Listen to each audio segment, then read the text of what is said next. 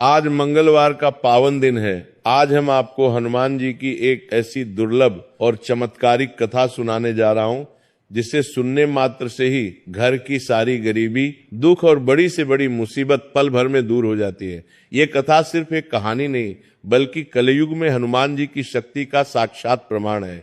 अगर आप अपने जीवन में परेशान हैं, तो बस सच्चे मन से इस कथा को अंत तक सुनिए, आपकी सारी चिंताएं मिट ही जाएंगी। तो चलिए जय श्री राम का नाम लेकर इस पवित्र कथा को शुरू करते हैं। बहुत पुरानी बात है। भारतवर्ष के एक छोटे से गांव में एक ब्राह्मण रहता था। उसका नाम था पंडित दीनदयाल।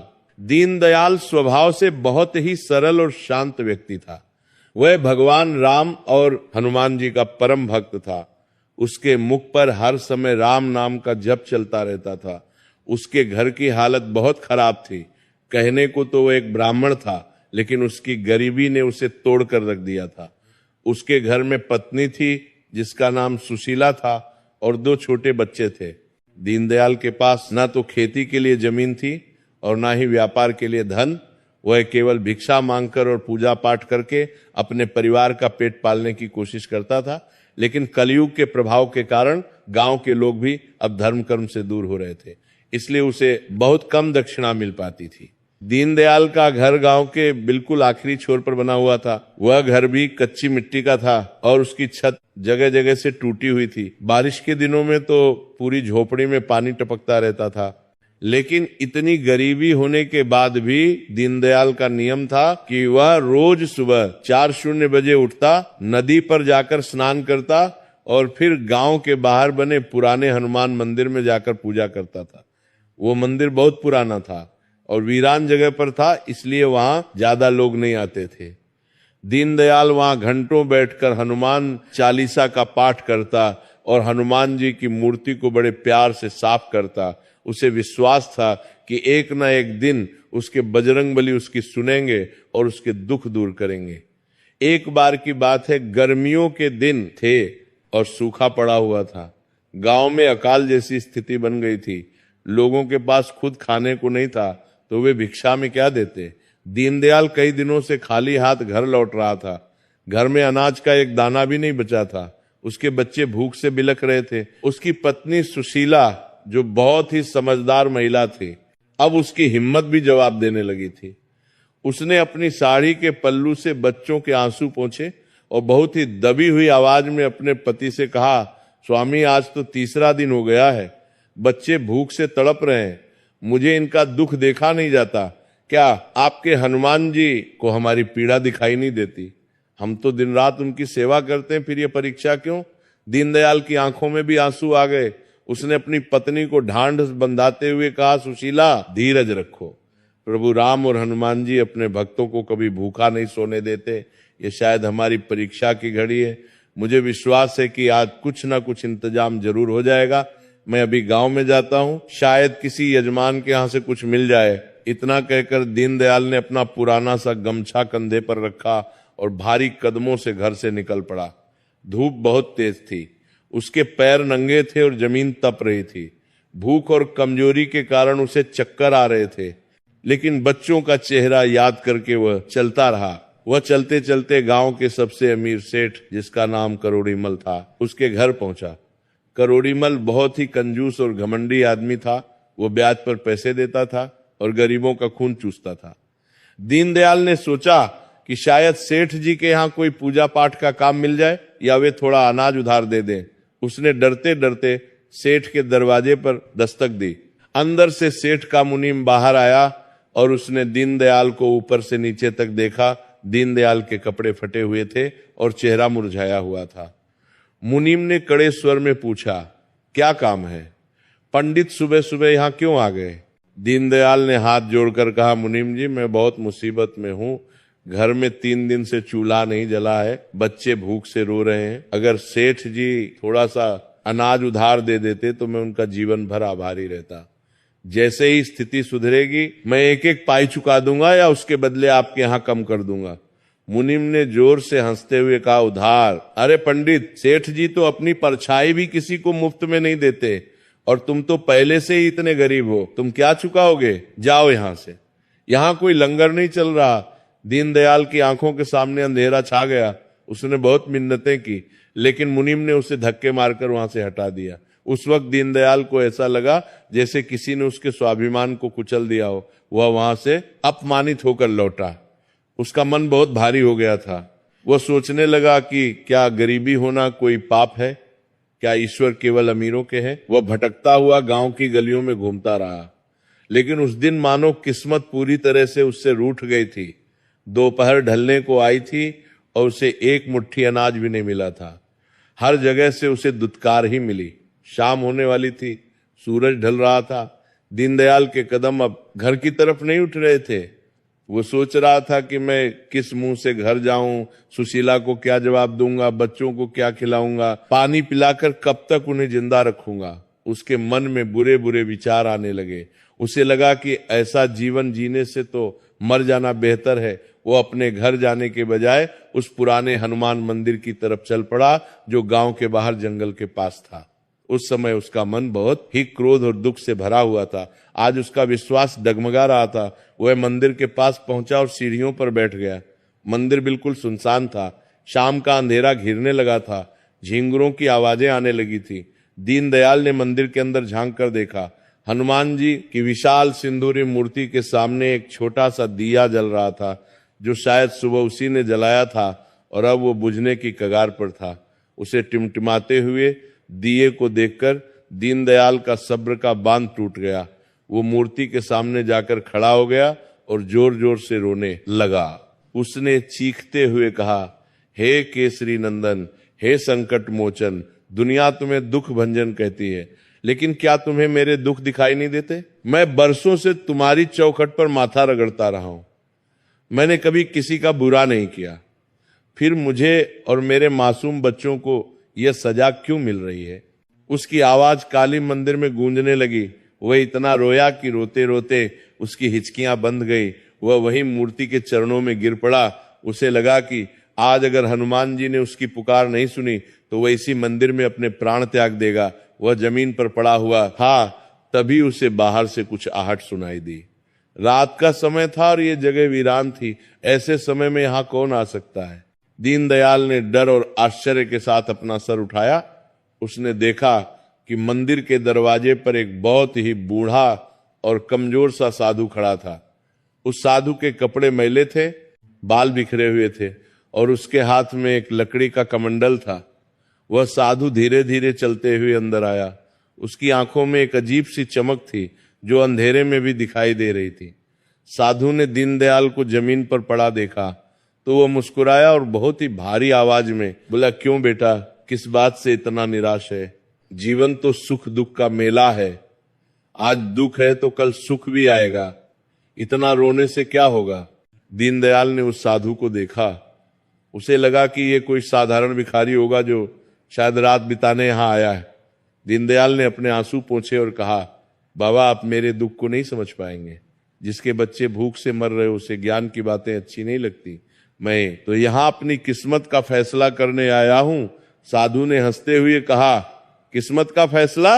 अरे पगले, किस्मत का फैसला तो ऊपर वाला करता है, और तू हनुमान जी के सामने बैठकर भी अगर निराश है तो फिर तेरी भक्ति में ही कोई कमी होगी। ये बात सुनकर दीनदयाल को थोड़ा गुस्सा आ गया। उसने कहा, मेरी भक्ति में कोई कमी नहीं है बाबा। मैंने अपना पूरा जीवन इनको सौंप दिया, लेकिन बदले में मुझे क्या मिला? सिर्फ अपमान और भूख। साधु ने अपनी झोली से कुछ निकाला और दीनदयाल की ओर बढ़ाया। वह एक सूखा हुआ फल था। साधु ने कहा, ले, पहले इसे खा ले। भूखे पेट भजन नहीं होता और ना ही बात होती है। इसे खा, फिर मैं तुझे एक ऐसी कथा और उपाय बताऊंगा जिससे तेरे जीवन का हर संकट कट जाएगा। दीनदयाल ने उस फल को देखा। उसे बहुत भूख लगी थी। उसने बिना कुछ सोचे उस फल को ले लिया। जैसे ही उसने उस फल का एक टुकड़ा खाया, उसे लगा जैसे उसके शरीर में नई ऊर्जा आ गई हो। उसका मन एकदम शांत होने लगा। जो घबराहट और बेचैनी थी वो गायब होने लगी। उसने आश्चर्य से उस साधु की ओर देखा। वो साधु अब सामान्य नहीं लग रहा था। दीनदयाल ने हाथ जोड़कर पूछा, बाबा, आप कौन है और ये फल कैसा था? मेरी सारी थकान और भूख मिट गई। साधु ने रहस्यमय मुस्कान के साथ कहा, मैं कौन हूं ये जानना जरूरी नहीं है। जरूरी यह है कि तू अब वह सुन जो मैं तुझे बताने आया हूं। मैं तुझे हनुमान जी की वह गुप्त साधना और कथा सुनाने जा रहा हूं जो कलयुग में साक्षात कल्प वृक्ष के समान है। दीनदयाल ने उसे साधु के चरणों में अपना सिर रख दिया और कहा, बाबा मैं तैयार हूं, मेरे पास अब खोने के लिए कुछ नहीं बचा है, आप मुझे वो मार्ग दिखाइए जिससे मेरे परिवार के प्राण बच सके। उस बूढ़े साधु ने दीनदयाल के सिर पर हाथ फेरा। उस स्पर्श में एक ऐसी अलौकिक शक्ति थी कि दीनदयाल का रोम रोम पुलकित हो उठा। साधु ने उसे अपने पास बिठाया और कहा, ध्यान से सुन दीनदयाल, ये कथा केवल एक कहानी नहीं है, ये हनुमान जी की कृपा का वह गुप्त द्वार है जो सैकड़ों वर्षों में किसी एक भाग्यशाली को ही मिलता है। जो भी व्यक्ति मंगलवार के दिन पूरी श्रद्धा से इस कथा को सुनता है या सुनता है, उसके जीवन से दरिद्रता ऐसे गायब हो जाती है जैसे सूर्य के निकलने पर अंधकार गायब हो जाता है। साधु ने अपनी आंखें मूंद ली और कथा शुरू की। बहुत समय पहले की बात है, विदर्भ देश में कुंदनपुर नाम का एक बहुत ही सुंदर नगर हुआ करता था। वह नगर धन धान से परिपूर्ण था। वहां के राजा और प्रजा दोनों ही बहुत सुखी थे। उसी नगर में एक ब्राह्मण रहता था जिसका नाम था केशव दत्तो।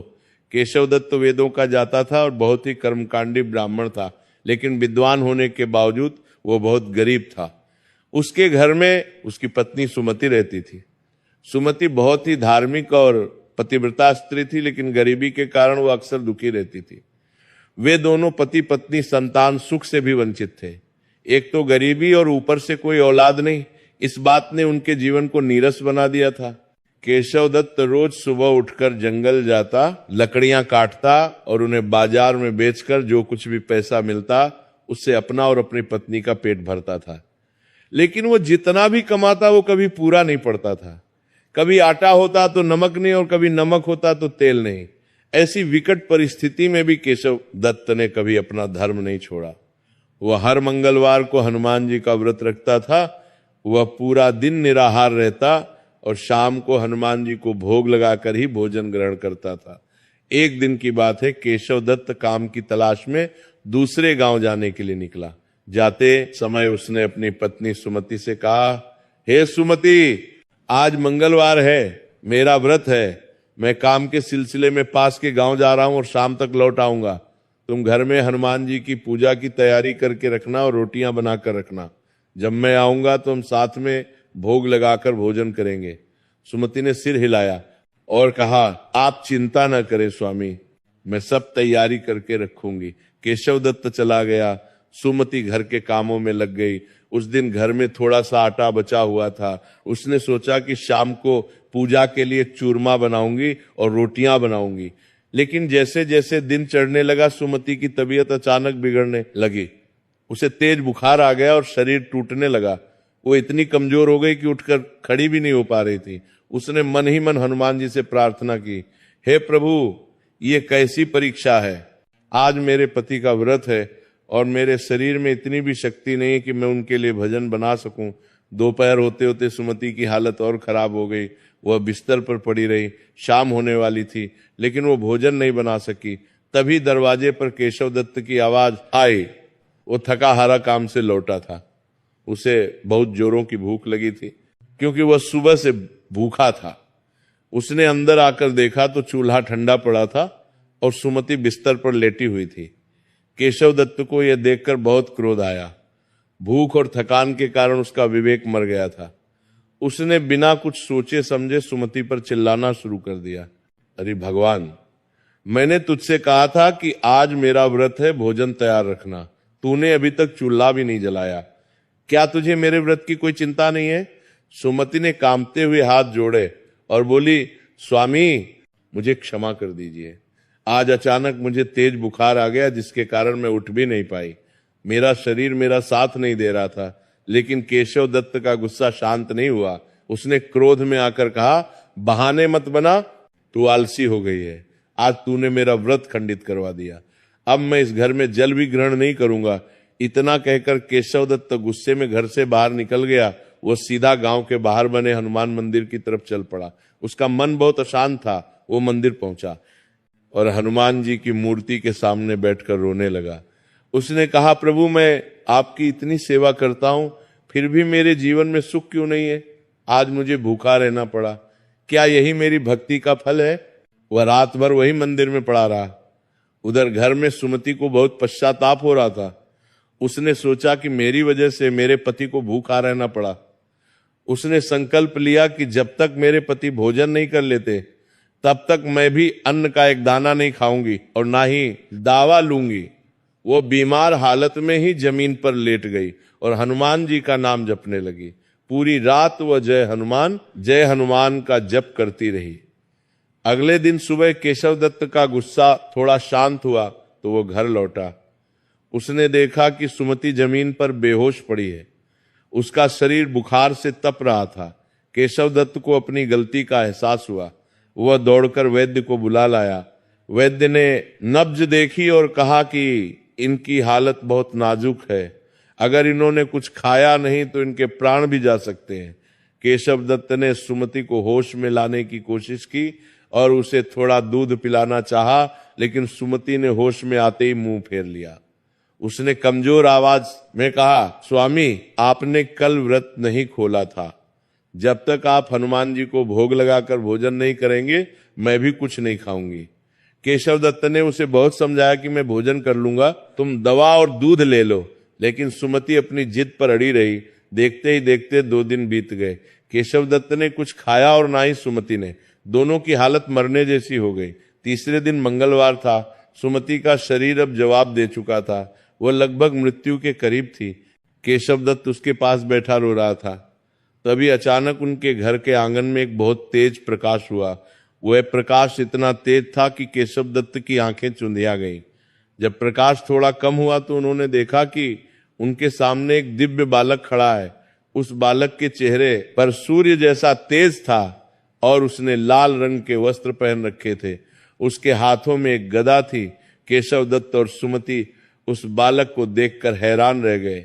उस बालक ने मुस्कुराते हुए कहा, माता सुमति उठो, तुम्हारी भक्ति और निष्ठा से मैं बहुत प्रसन्न हूं।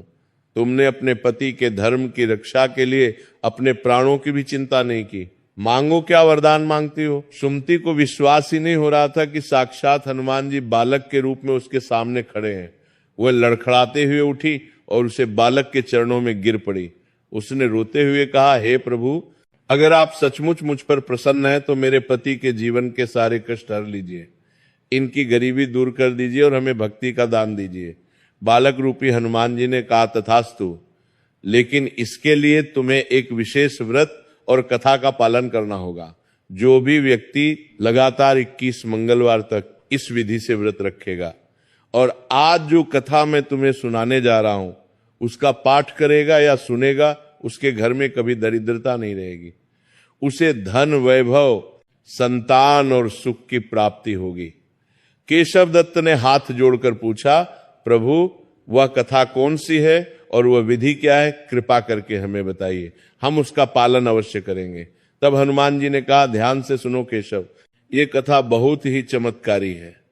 एक समय की बात है, अवंतिका नगरी में एक बहुत ही धनवान सेठ रहता था। इतना कहकर वह बूढ़ा साधु रुका। उसने दीनदयाल की ओर देखा जो मंत्रमुग्ध होकर सुन रहा था। साधु ने कहा, दीनदयाल, अब जो कथा उस दिव्य बालक ने केशव दत्त को सुनाई थी वही असली मंगलवार की पावन कथा है। यह कथा के अंदर एक और कथा है जो जीवन को बदल देती है। क्या तुम उस परम रहस्यमय कथा को सुनने के लिए तैयार हो? क्योंकि अब जो मैं सुनाऊंगा उसमें ही तुम्हारी गरीबी का तोड़ छिपा है। दीनदयाल ने उत्सुकता से कहा, जी बाबा, मैं एक एक शब्द सुनने के लिए व्याकुल हूं, आप रुकिए मत। मुझे बताइए कि उस बालक ने अवंतिका नगरी के सेठ की कौन सी कथा सुनाई? साधु ने अपनी बात को आगे बढ़ाते हुए कहा, दीनदयाल, उस दिव्य बालक ने केशव दत्त को जो कथा सुनाई उसे बहुत ध्यान से सुना, क्योंकि यही वो मूल मंत्र है जिससे सोई हुई किस्मत जाग जाती है। बालक रूपी हनुमान जी ने केशव दत्त से कहा, हे केशव, अवंतिका नगरी में इस सेठ का नाम धनपाल था। वह कुबेर के समान धनवान था। उसके पास 7 पीढ़ियों तक बैठकर खाने के लिए दौलत थी। उसके घर के दरवाजे पर हाथी और घोड़े बंधे रहते थे। नौकर चाकरों की कोई कमी नहीं थी। लेकिन इतना सब कुछ होने के बाद भी उस सेठ और उसकी पत्नी के चेहरे पर कभी मुस्कान नहीं देखी गई। कारण केवल एक था, उनकी कोई संतान नहीं थी। वे दोनों पति पत्नी रोज रात को यही सोचकर रोते थे कि हमारे मरने के बाद इस अपार संपत्ति का वारिस कौन होगा, हमारा नाम लेने वाला कौन होगा। सेठ धनपाल बहुत ही धर्म कर्म करने वाला व्यक्ति था। उसने नगर में कई धर्मशालाएं बनवाई थी, कुएं खुदवाए थे, गरीबों को भोजन कराता था, लेकिन उसके मन की शांति खो चुकी थी। उसकी पत्नी, जिसका नाम मालती था, वह भी बहुत दुखी रहती थी। पड़ोसी और रिश्तेदार अक्सर ताने मारते थे कि यह सब धन किस काम का, जब इसे भोगने वाला ही कोई नहीं है। बांझ होने का ताना मालती के दिल को छलनी कर देता था। एक दिन मालती बहुत उदास बैठी थी, तभी उसके घर एक वृद्ध सन्यासी भिक्षा मांगने आए। मालती ने बहुत ही आदर सत्कार के साथ उन्हें भोजन कराया और दक्षिणा दी। सन्यासी ने मालती के चेहरे पर छाई उदासी को पढ़ लिया। उन्होंने पूछा, बेटी, तुम इतनी संपन्न होकर भी इतनी दुखी क्यों हो? तुम्हारी आंखों में ये कैसा सूनापन है? मालती ने रोते हुए सन्यासी के चरणों में सिर रख दिया और अपनी सारी व्यथा कह सुनाई। उसने कहा, महाराज, मेरे घर में सब कुछ है, बस एक किलकारी की कमी है। मुझे लगता है कि भगवान ने मेरी किस्मत में संतान सुख लिखा ही नहीं है। सन्यासी ने मुस्कुराते हुए कहा, बेटी, निराश मत हो। इस दुनिया में ऐसा कोई संकट नहीं है जिसे संकट मोचन हनुमान दूर न कर सके। तुम्हारी समस्या का समाधान केवल हनुमान जी ही कर सकते हैं। मालती ने उत्सुकता से पूछा, महाराज, मुझे क्या करना होगा? आप जो कहेंगे मैं वो करूंगी, चाहे मुझे अपने प्राण ही क्यों ना देने पड़े। सन्यासी ने कहा, प्राण नहीं देने बेटी, बस पूर्ण श्रद्धा और विश्वास रखना है तुम्हें और तुम्हारे पति को। लगातार 21 मंगलवार तक हनुमान जी का व्रत रखना होगा, लेकिन ये साधारण व्रत नहीं है। इसकी एक विशेष विधि है जिसे बहुत कम लोग जानते हैं। अगर तुम उस विधि से पूजा करोगी तो पत्थर में भी फूल खिल सकते हैं। मालती ने हाथ जोड़कर वो विधि पूछी। सन्यासी ने बताया, सुनो, आने वाले मंगलवार से तुम दोनों पति पत्नी ब्रह्म मुहूर्त में उठना, नदी या कुएं के जल से स्नान करना और लाल रंग के वस्त्र धारण करना। घर के ईशान कोण में यानी पूर्व और उत्तर दिशा के कोने में एक चौकी लगाना और उस पर लाल कपड़ा बिछाना। वहां हनुमान जी की मूर्ति या चित्र स्थापित करना। पूजा में केवल लाल फूलों का ही प्रयोग करना और प्रसाद के रूप में गुड़ और चने का भोग लगाना। सबसे जरूरी बात यह है कि जब तुम पूजा करो तो मन में कोई भी छल कपट या किसी के प्रति बुरा भाव नहीं होना चाहिए। सन्यासी ने आगे बताया, दिन भर मन ही मन हम हनुमते नमः मंत्र का जाप करना। शाम के समय जब सूर्य अस्त हो रहा हो तब दोबारा हनुमान जी के सामने घी का दीपक जलाना और उन्हें चूरमे का भोग लगाना याद रखना। उस दिन घर में नमक का प्रयोग बिल्कुल नहीं होना चाहिए, ना तुम खाओगे और ना ही घर में किसी को खाने दोगे। और सबसे महत्वपूर्ण बात, 21वें मंगलवार को जब व्रत का उद्यापन करो तो 21 छोटे बालकों को, जिन्हें हनुमान जी का रूप माना जाता है, उन्हें आदर पूर्वक घर बुलाकर भोजन कराना और उन्हें लाल रंग का वस्त्र या फल उपहार में देना। अगर तुमने ऐसा किया तो हनुमान जी तुम्हारी सूनी गोद जरूर भर देंगे। इतना बताकर वो सन्यासी वहां से चले गए। मालती ने शाम को जब सेठ धनपाल घर आए तो उन्हें सारी बात बताई। धनपाल, जो हर जगह से निराश हो चुका था, उसे इस बात में उम्मीद की एक किरण दिखाई दी। उसने कहा, मालती, हम ये व्रत जरूर करेंगे। हमने इतने डॉक्टरों और वैद्यों के चक्कर लगाए, इतने टोने टोटके किए, तो प्रभु की शरण में जाने से पीछे क्यों हटे। अगले ही मंगलवार से सेठ और सेठानी ने व्रत शुरू कर दिया। उन्होंने पूरी निष्ठा के साथ नियमों का पालन किया। वे सुबह जल्दी उठते, पूजा करते और दिन भर हनुमान जी का ध्यान करते। पहले कुछ मंगलवार तो सब ठीक चला, लेकिन जैसे जैसे समय बीतने लगा उनकी परीक्षा शुरू हो गई। उनके व्यापार में अचानक घाटा होने लगा। उनके कुछ जहाज जो माल लेकर विदेश गए थे, वे समुद्र में डूब गए। लेनदार घर पर आकर तकादा करने लगे। पड़ोसियों ने कहना शुरू कर दिया, देखो, जब से इन्होंने यह नया ढोंग शुरू किया है, इनकी रही सही लक्ष्मी भी जा रही है। ये पूजा इनको फलीभूत नहीं हो रही है। इन्हें ये सब बंद कर देना चाहिए। रिश्तेदारों ने भी समझाया कि धनपाल, तुम बीमार पड़ जाओगे, बिना नमक का खाना खाकर शरीर सूख जाएगा। व्यापार पर ध्यान दो, पूजा पाठ से औलाद नहीं। मिलती, लेकिन धनपाल और मालती का विश्वास हिमालय की तरह अटल था। धनपाल ने अपनी पत्नी से कहा, मालती, ये सब हमारी परीक्षा है। हनुमान जी देख रहे हैं कि हम सुख में तो उनका नाम लेते हैं, लेकिन क्या दुख में भी हम उनके साथ खड़े रह सकते हैं? चाहे मेरी सारी दौलत चली जाए, मैं 21 मंगलवार का संकल्प नहीं तोड़ूंगा। देखते ही देखते 20 मंगलवार बीत गए। सेठ की आर्थिक स्थिति बहुत खराब हो गई थी, लेकिन उनके चेहरे का तेज और भी बढ़ गया था। अब बारी थी आखिरी और 21वें मंगलवार की। यह सबसे कठिन दिन होने वाला था। उस दिन सुबह से ही मूसलाधार बारिश हो रही थी। आसमान में काले बादल छाए हुए थे और बिजली कड़क रही थी। ऐसा लग रहा था मानो प्रलय आने वाली हो। सेठ धनपाल को उद्यापन के लिए 21 बालकों को भोजन पर बुलाना था, लेकिन इतनी भयानक बारिश में कोई भी अपने बच्चों को घर से बाहर नहीं भेज रहा था। सेठ घर के दरवाजे पर खड़ा होकर बारिश रुकने का इंतजार कर रहा था। दोपहर हो गई, लेकिन बारिश नहीं रुकी। सेठ का दिल बैठने लगा। उसने सोचा, क्या मेरा संकल्प अधूरा रह जाएगा? अगर आज 21 ब्राह्मण बालकों ने भोजन नहीं किया तो मेरी सारी तपस्या व्यर्थ चली जाएगी। मालती अंदर पूजा घर में बैठी रो रही थी। उसने हनुमान जी की मूर्ति के सामने सिर पटक दिया और कहा, प्रभु, मेरी लाज अब आपके हाथ में है। अगर आज ये व्रत खंडित हुआ तो मैं अपने प्राण त्याग दूंगी। तभी एक चमत्कार हुआ। इतनी तेज बारिश और तूफान के बीच उन्हें दूर से कुछ बच्चों के हंसने और बात करने की आवाज सुनाई दी। सेठ ने आश्चर्य से देखा कि 21 छोटे छोटे बालक भीगते हुए उनके घर की ओर आ रहे हैं। उनके चेहरे पर एक अद्भुत चमक थी। वे बारिश में भीग रहे थे, लेकिन उन्हें ठंड नहीं लग रही थी। वे सब सेठ के दरवाजे पर आए और एक साथ बोले, बाबा, हमें बहुत जोरों की भूख लगी है, क्या हमें भोजन मिलेगा? सेठ की खुशी का ठिकाना नहीं रहा। वह दौड़कर अंदर गया और मालती को बुलाया। दोनों ने मिलकर उन बच्चों के पैर धोए, उन्हें सूखे कपड़े पहनाए और बड़े ही प्रेम से उन्हें चूरमे का भोजन कराया। बच्चे बड़े चाव से भोजन कर रहे थे।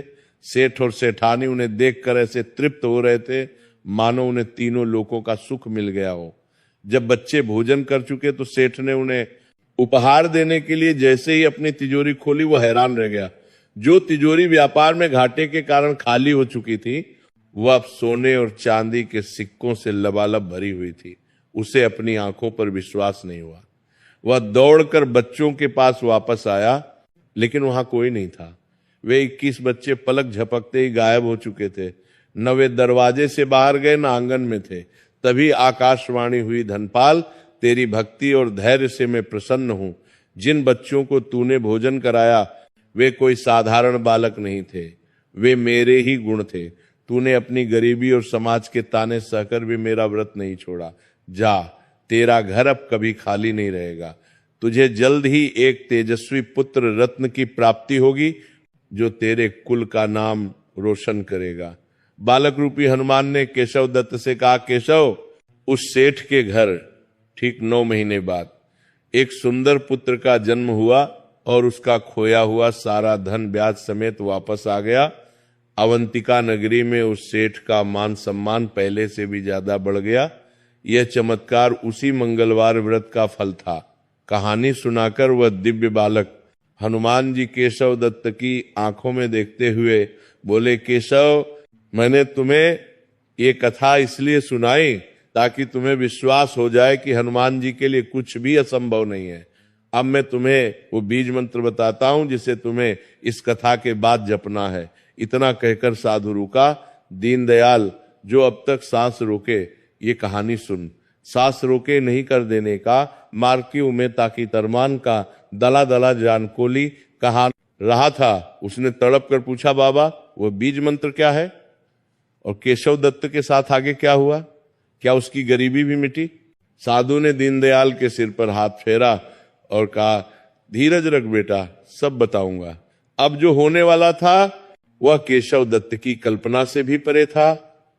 हनुमान जी ने उसे न केवल मंत्र दिया, बल्कि उसे एक ऐसा आदेश भी दिया जिसे पूरा करना हर किसी के बस की बात नहीं थी। साधु ने अपनी बात आगे बढ़ाई और उसकी आंखों में एक गहरी चमक आ गई। उसने दीनदयाल से कहा, बेटा, ध्यान से सुन। उस दिव्य बालक ने केशव दत्त को जो मंत्र और आदेश दिया वह साधारण नहीं था। वही वह घड़ी थी जब केशव दत्त की परीक्षा अपनी चरम सीमा पर थी।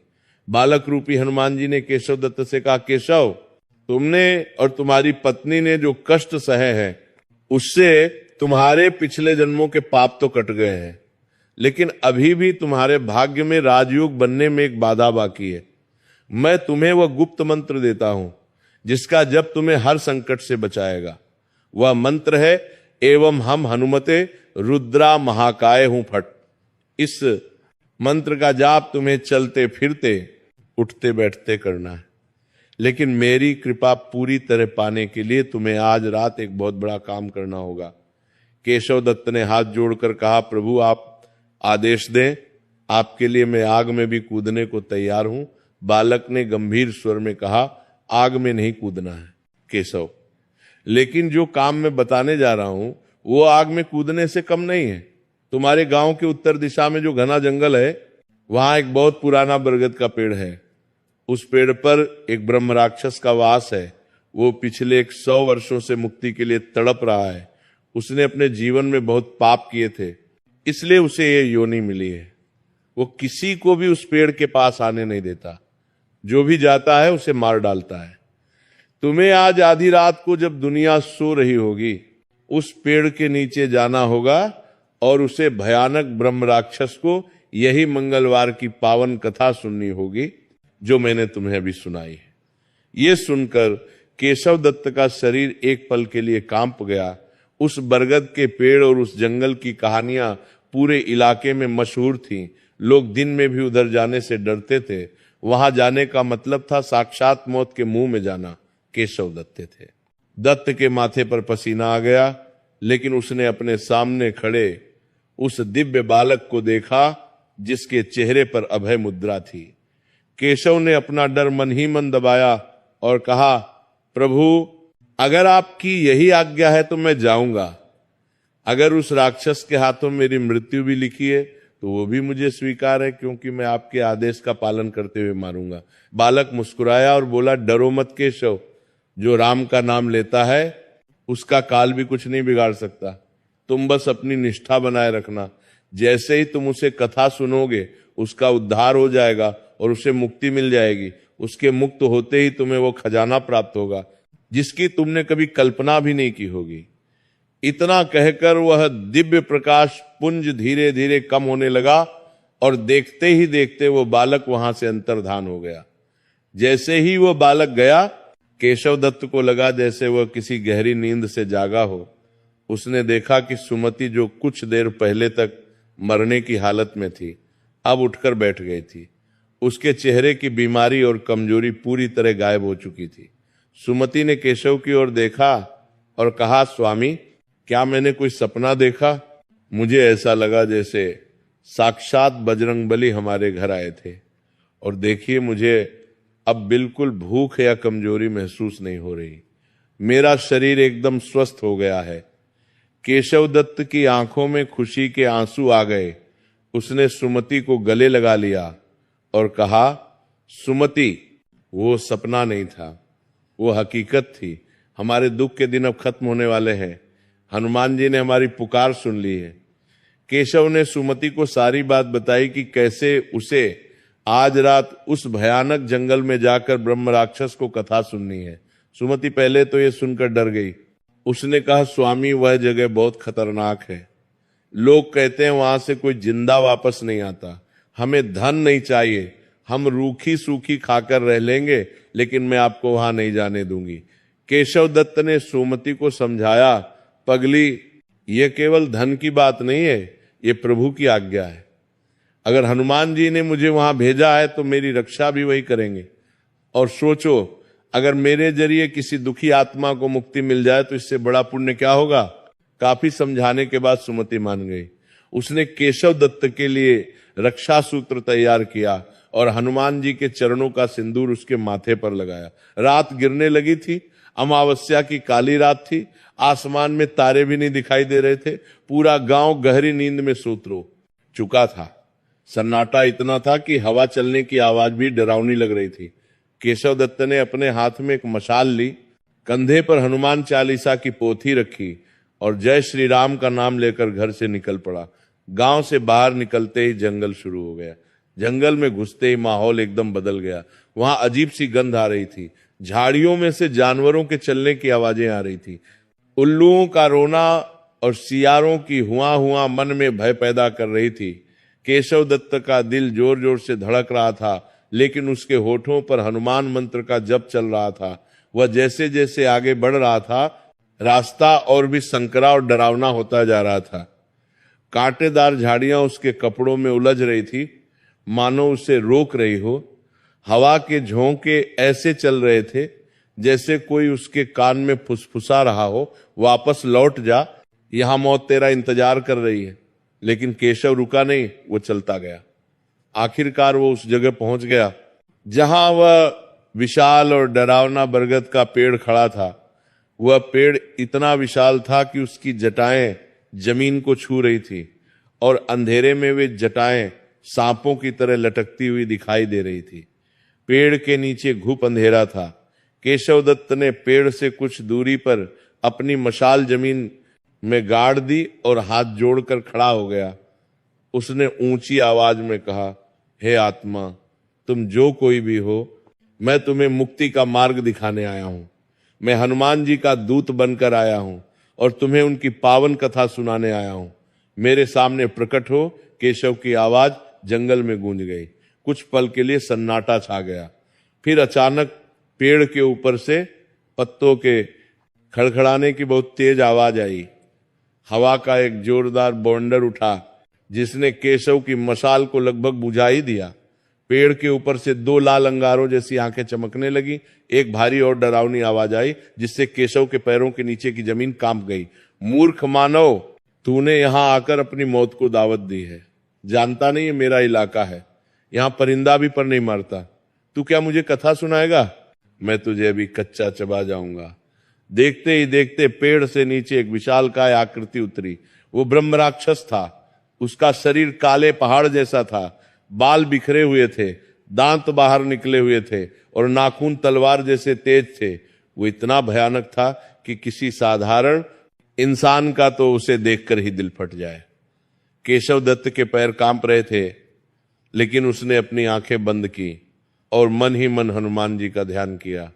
उसे वह दिव्य बालक याद आया जिसने कहा था, मैं तुम्हारे साथ हूं।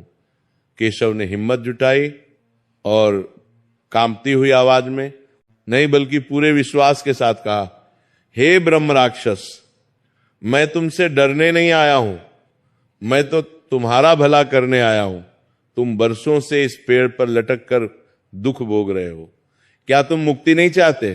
क्या तुम फिर से पवित्र होकर ईश्वर के चरणों में नहीं जाना चाहते? राक्षस एक पल के लिए ठिठक गया। मुक्ति उसने अट्टहास किया, मेरे पाप इतने हैं कि मुझे नरक में भी जगह नहीं मिलेगी। तुम मुझे क्या मुक्ति दिलाएगी? केशव ने कहा, हनुमान जी की कथा में इतनी शक्ति है कि वह बड़े से बड़े पापी को भी तार देती है। बस एक बार शांति से बैठकर ये कथा सुन लो। अगर उसके बाद भी तुम्हें शांति ना मिले तो मुझे खा लेना, मैं कोई विरोध नहीं करूंगा। राक्षस ने केशव की आंखों में देखा। वहां उसे डर की जगह एक अजीब सी करुणा और विश्वास दिखाई दिया। सदियों से उसे लोगों ने केवल नफरत और डर से देखा था। आज पहली बार कोई उसके सामने खड़ा होकर उसकी मुक्ति की बात कर रहा था। राक्षस का गुस्सा थोड़ा कम हुआ। वो वहीं जमीन पर बैठ गया और गुर्राते हुए बोला, ठीक है ब्राह्मण, सुना अपनी कथा, लेकिन याद रखना, अगर तेरी कथा में दम नहीं हुआ तो सुबह का सूरज तू नहीं देख पाएगा। केशव दत्त वहीं जमीन पर बैठ गया। उसने हनुमान जी का आवाहन किया और फिर वही कथा शुरू की जो उसने उस दिव्य बालक से सुनी थी। अवंतिका, नगरी के सेठ धनपाल और उसके 21 मंगलवार के व्रत की कथा। जंगल के उस डरावने सन्नाटे में केशव दत्त की आवाज गूंजने लगी। जैसे जैसे वो कथा सुना रहा था, वातावरण बदलने लगा। हवा की सरसराहट बंद हो गई। जंगल के जानवरों की आवाजें थम गई। ऐसा लग रहा था मानो पूरा जंगल उस कथा को सुनने के लिए शांत हो गया हो। वह भयानक राक्षस जो शुरू में गुस्से में बैठा था, धीरे धीरे शांत होने लगा। उसकी लाल आंखों की चमक कम होने लगी और उसकी आंखों से आंसू बहने लगे। केशव दत्त ने पूरी तल्लीनता से कथा सुनाई। उसने बताया कि कैसे हनुमान जी ने सेठ धनपाल की सूनी गोद भरी और कैसे उसकी दरिद्रता दूर की। जब कथा समाप्त हुई और केशव ने कहा, बोलो पवनसुत हनुमान की जय, तो जंगल में एक चमत्कार हुआ। उस राक्षस के शरीर से एक तेज रोशनी निकलने लगी, उसका भयानक रूप बदलने लगा। देखते ही देखते वो काला और डरावना शरीर गायब हो गया और उसकी जगह एक दिव्य गंधर्व खड़ा हो गया। उसने सफेद वस्त्र पहने हुए थे और उसके चेहरे पर शांति थी। उसने हाथ जोड़कर केशव दत्त को प्रणाम किया। उस गंधर्व ने कहा, हे ब्राह्मण देवता, आपका कोटि कोटि धन्यवाद। आपने मुझे इस प्रेत योनि से मुक्त कर दिया। मैं पिछले जन्म में एक विद्वान था, लेकिन अपने ज्ञान के घमंड में मैंने एक संत का अपमान कर दिया था, जिसके श्राप के कारण मैं ब्रह्म राक्षस बन गया था।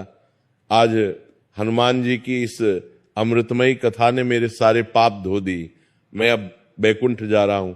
केशव दत्त यह देखकर धन्य हो गया। उसे विश्वास नहीं हो रहा था कि एक कथा में इतनी शक्ति हो सकती है। गंधर्व ने जाते जाते कहा, रुको ब्राह्मण, मैं तुम्हारा क्षण कभी नहीं चुका सकता, लेकिन जाने से पहले मैं तुम्हें वह चीज देना चाहता हूं जिसकी रक्षा मैं इतने वर्षों से कर रहा था। इसी बरगद के पेड़ के ठीक नीचे जड़ों के बीच में गुप्त स्थान है, वहां खुदाई करना। वहां तुम्हें पूर्वजों का गड़ा हुआ धन मिलेगा, वह अब तुम्हारा है। उसका उपयोग एक धर्म के कार्यों में और अपनी गरीबी मिटाने में करना। इतना कहकर वह गंधर्व आकाश मार्ग से चला गया। केशव दत्त वहां अकेला खड़ा था, लेकिन अब उसे डर नहीं लग रहा था। उसने तुरंत पेड़ के नीचे की जमीन देखी, वहां की मिट्टी कुछ उभरी हुई थी। उसने पास पड़ा एक नुकीला पत्थर उठाया और खुदाई शुरू कर दी। साधु ने दीनदयाल की ओर देखा और अपनी आवाज धीमी करते हुए कहा, दीनदयाल, जानते हो केशव दत्त को वहां क्या मिला? जैसे ही उसने मिट्टी हटाई, उसे वहां एक पीतल का कलश मिला। जब उसने उस कलश का ढक्कन खोला तो उसकी आंखें फटी की फटी रह गई। वो कलश हीरों और मोहरों से भरा हुआ था। उसकी चमक से वो अंधेरा जंगल भी रोशन हो गया। दीनदयाल की सांसें तेज चल रही थी। वो कहानी में इतना खो गया था कि उसे अपने आसपास का भी होश नहीं था। साधु ने कहा, लेकिन दीनदयाल, कहानी अभी खत्म नहीं हुई। केशव दत्त को धन तो मिल गया, लेकिन असली परीक्षा तो अब शुरू होने वाली थी, क्योंकि धन आने के बाद इंसान का मन बदल जाता है। क्या केशव दत्त उस धन को पाकर बदल गया, या उसके साथ कुछ और अनहोनी हुई? ये जानना तुम्हारे लिए बहुत जरूरी है। साधु ने गंभीर स्वर में कहा, दीनदयाल, केशव दत्त के सामने वह सोने और हीरों से भरा कलश रखा था। उसकी चमक इतनी तेज थी कि केशव की आंखें फटी रह गई। एक पल के लिए तो उसे विश्वास ही नहीं हुआ कि यह सब हकीकत है। उसने कांपते हाथों से उस कलश को उठाया। वह साधु ने कांपते के हाथों से उस कलश को उठाया। बहुत भारी था। उसने तुरंत अपना पुराना अंगोछा उतारा और उस कलश को अच्छी तरह से लपेट लिया ताकि किसी की नजर उस पर ना पड़े। उसने उसे बरगद के पेड़ और हनुमान जी को मन ही मन प्रणाम किया और तेजी से अपने गांव की ओर चल पड़ा। लौटते समय केशव के कदम जमीन पर नहीं पड़ रहे थे। उसका डर अब खत्म हो चुका था, लेकिन एक नया डर उसके मन में समा गया था।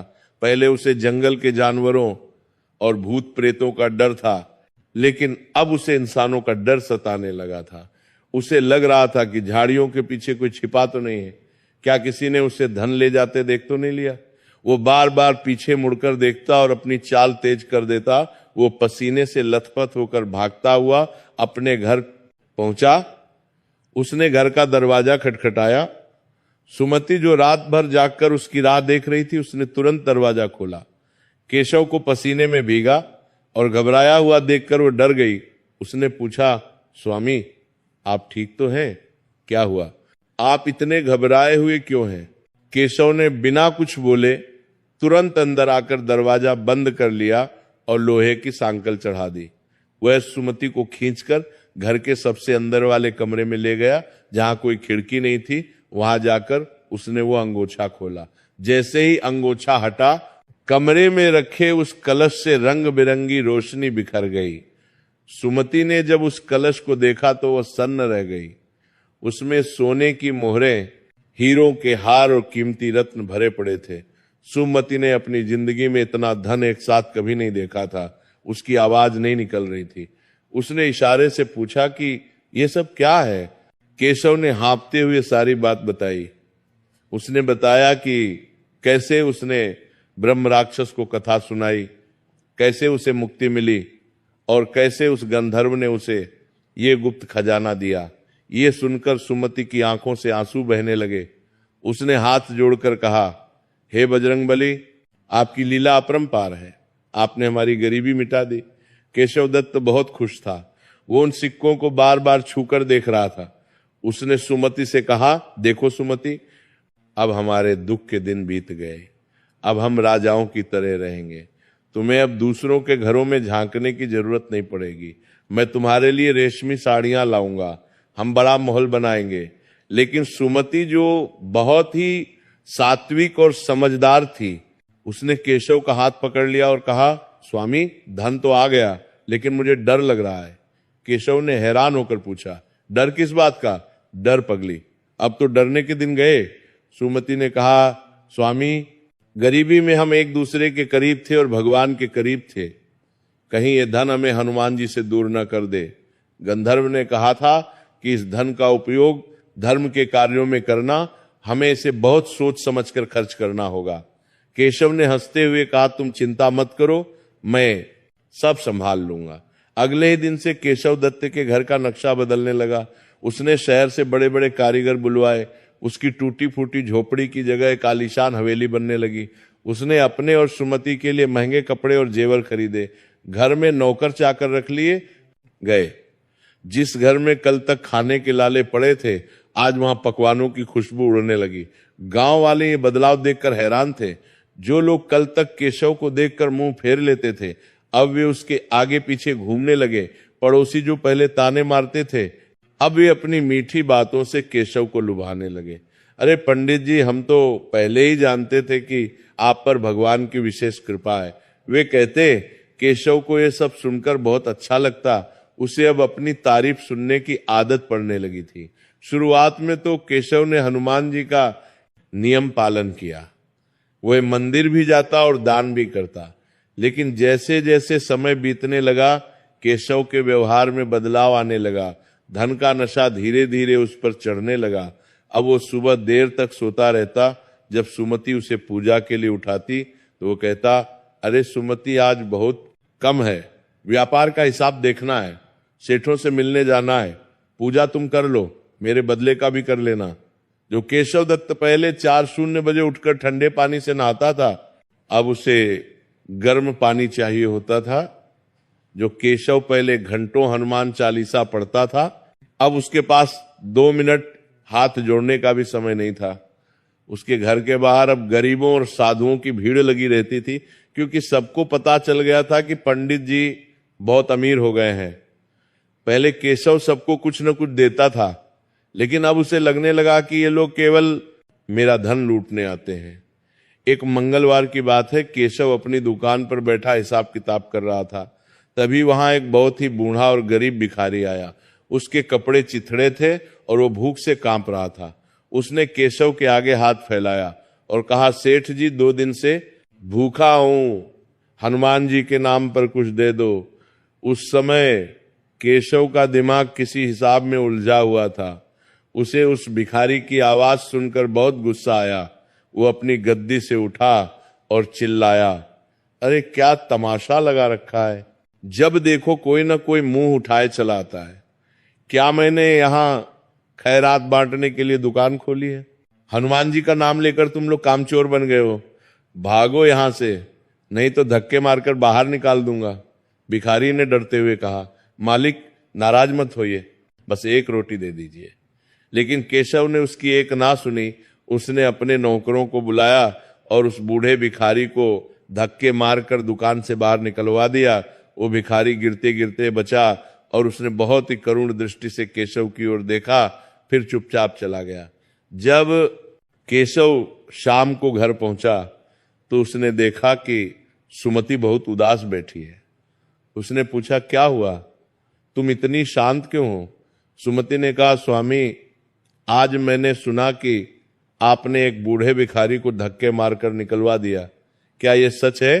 केशव ने चिढ़कर कहा, हाँ तो क्या हुआ, वे सब ढोंगी होते हैं। अगर मैं सबको दान देता रहूंगा तो ये धन कितने दिन चलेगा?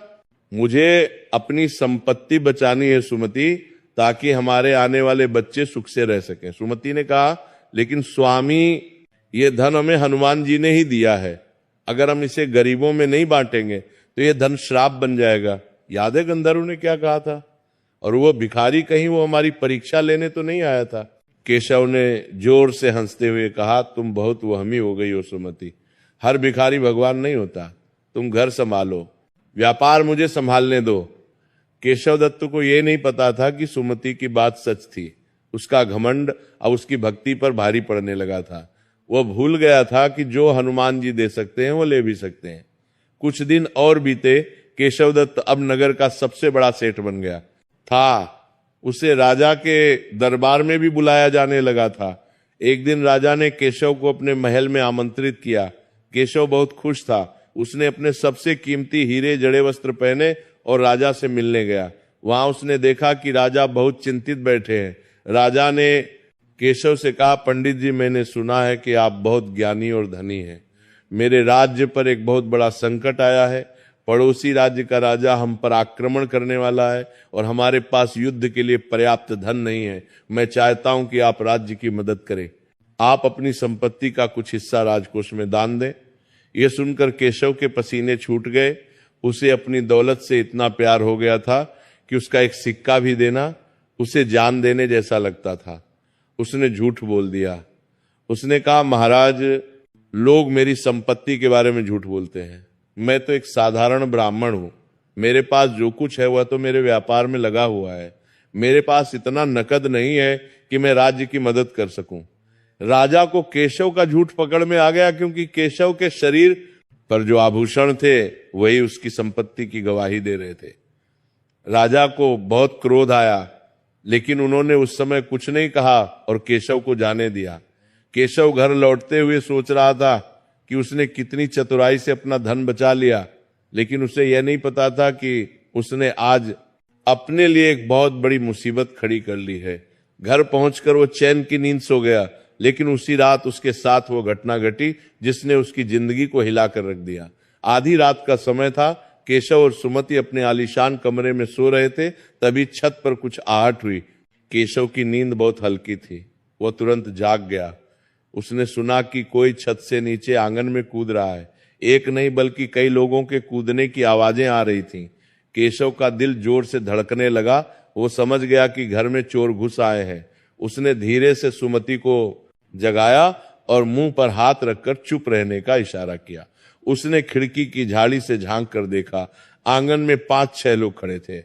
उनके हाथों में नंगी तलवारें थीं और उन्होंने अपने चेहरे काले कपड़े से ढक रखे थे।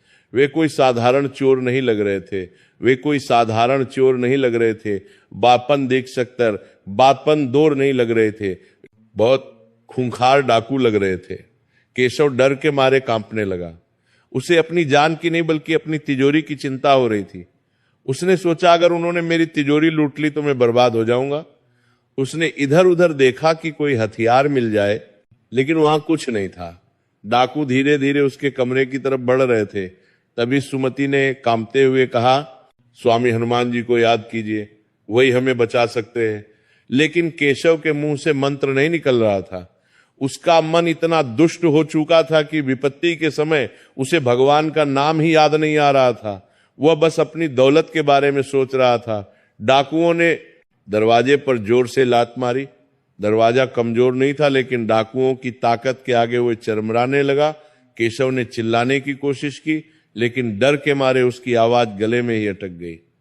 साधु ने एक पल रुककर दीनदयाल की आंखों में देखा और कहा, दीनदयाल, देख रहे हो, जब इंसान पर धन का नशा चढ़ता है तो वह कैसे अपनी रक्षा करने वाले भगवान को भूल जाता है।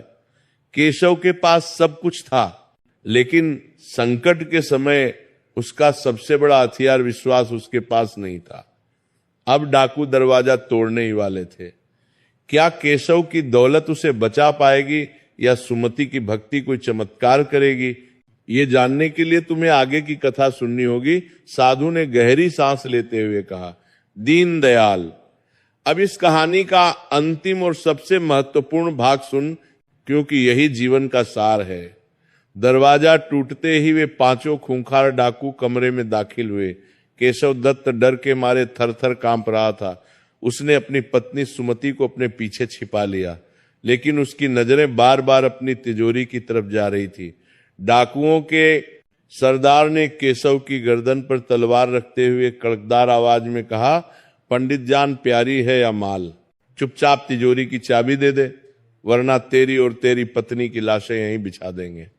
केशव दत्त, जो धन के मोह में अंधा हो चुका था, वह गिड़गिड़ाते हुए बोला, भैया मुझे मत मारो, लेकिन ये धन मैंने बहुत मुश्किल से जमा किया है। ये मेरे बुढ़ापे का सहारा है।